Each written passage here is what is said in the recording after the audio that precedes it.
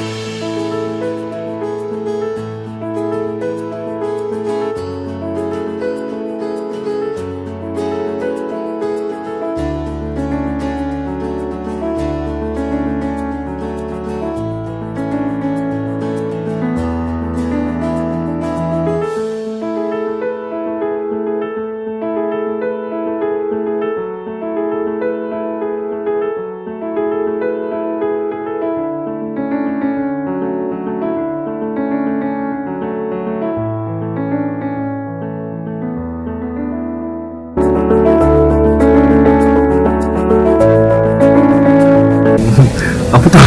Macam WhatsApp, Facebook, Instagram tu. Ini media. Tak pernah dengar. Saya rasa mungkin yang kita guna sekarang ni WhatsApp, Instagram, WeChat apa semua tu. Media baru ini amat berkuasa. Dia berkuasa mencorakkan pemikiran, berkuasa mencorakkan budaya dan fahaman masyarakat di suatu tempat. Maka bagi saya, kalau new media ini disalahguna dan dikuasai oleh orang-orang yang tidak bertanggungjawab, maka dunia ini akan dipenuhi oleh perkara yang tidak elok, tidak baik. Is that new media is the online and digital way of exchanging information. The terms online, digital, the internet, and World Wide Web simply refer to the virtual space where all this information is being exchanged on devices like computers, iPads, and mobile phones. Oh yeah, and one more thing in case you blinked in the last 10 years. We are now on Web 2.0, which is the second generation of the internet.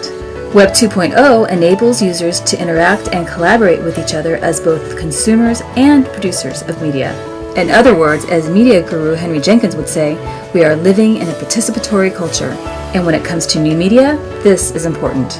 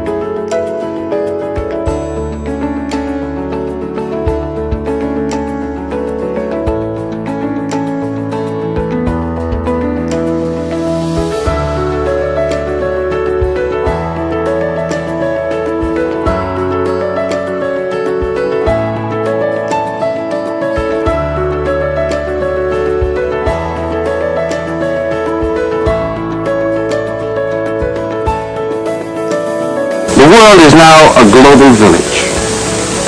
A global village.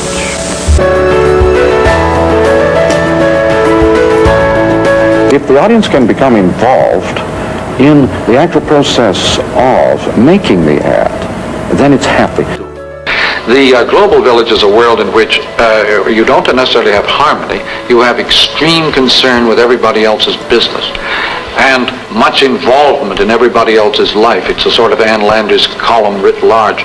And it doesn't necessarily mean harmony and peace and quiet, but it does mean huge involvement in everybody else's affairs. And so the global village is as big as the planet and as small as the village post. Now this is what I call the global village. You no longer have to be anywhere in order to do everything. The same information is available at the same moment from every part of the world.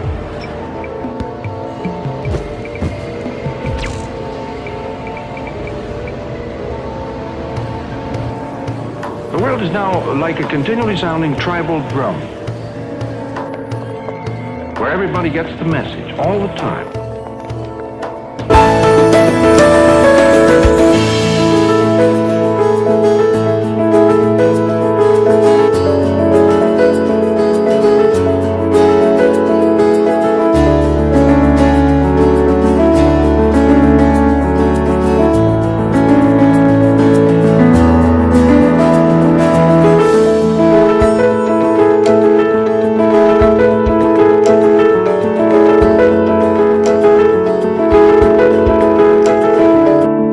This looks powerful. Again, it's called Screenagers, Growing Up in the Digital Age. The director-producer is Dr. Delaney Rustin, primary care physician. I was really struggling with both my daughter and my son with video games, and my daughter who wanted more and more social media.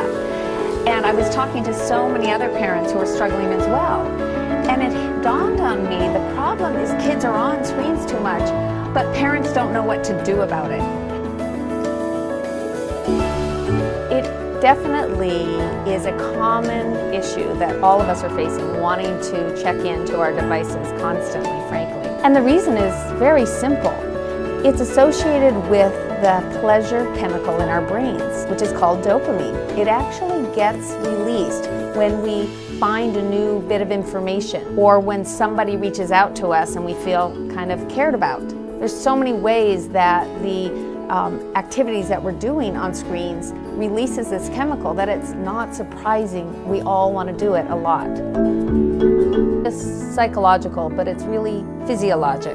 Kids' brains are wired to have the most receptivity to the dopamine that's released when we're multitasking and looking at screens. And so there's a reason why it can be so hard to get off of devices.